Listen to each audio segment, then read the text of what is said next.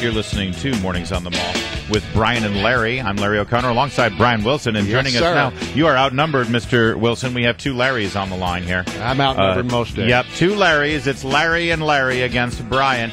Larry Hogan, he is the Maryland GOP gubernatorial nominee, and I think it would be great to have another Larry in high office. We Larrys got to stick together. I doubt that Larry is really against me. I'm just glad that Larry Hogan doesn't do that pretentious thing so many Larrys do when they get into public life and they say, "Oh no, call me Lawrence." Lawrence. No, he's not a You're Larry Hogan. Hey, Larry. Hey, good morning, guys. It's great to be with you. Thanks. There's a lot of stuff we want to touch base with you on, but I want to first address where this campaign is headed. We're dying to see you debate Anthony Brown. By the way, I said, there you go. Not Tony Brown. No, it's Anthony Brown. Anthony. Yeah, elitist.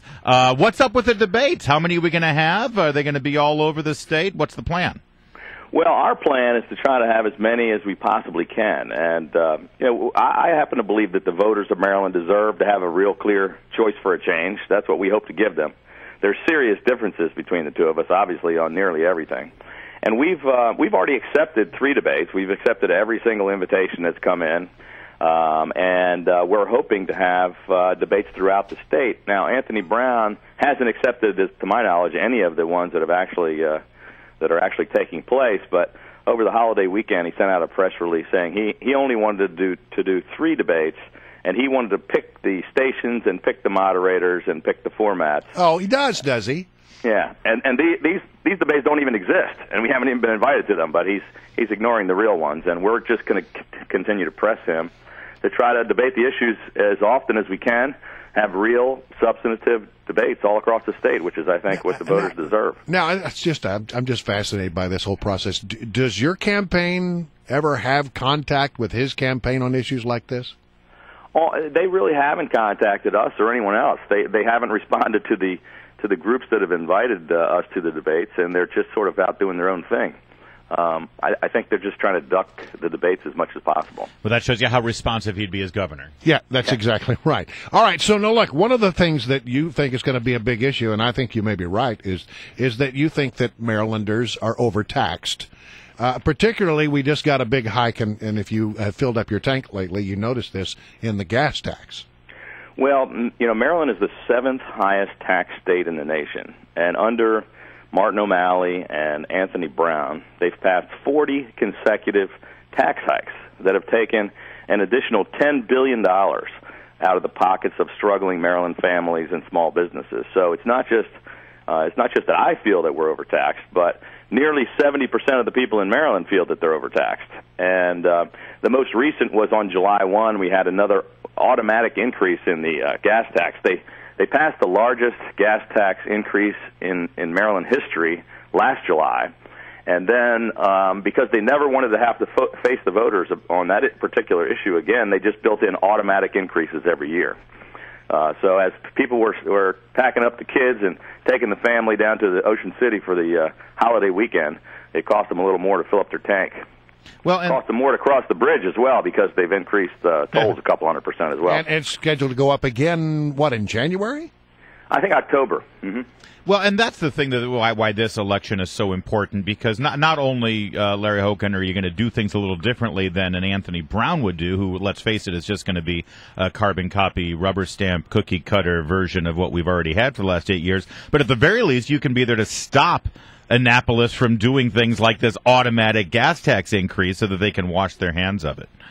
Well, I think an overwhelming majority of Marylanders, regardless of their party affiliation, really are completely fed up with what's been going on in Annapolis. They think we're being overtaxed. They think the government's spending too much money, and they don't want to see us continuing to head in the same direction. So, we can stop a lot of bad things from happening.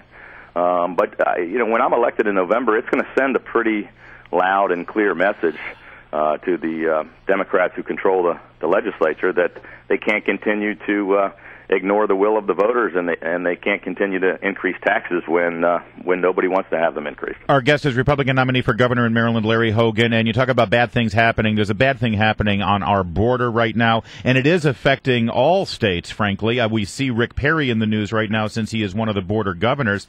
But I got to ask you, when you see what's going on in California, when Homeland Security, federal government is busing in these refugee children, and you see the citizens of Murrieta, California, standing in the way and protesting, saying, no, not in our town. If you're governor of Maryland and the federal government says, hey, we need to put these refugee kids somewhere, and they bring those buses into Maryland, what will you do as governor to push back against the federal government and protect the sovereignty of the state of Maryland?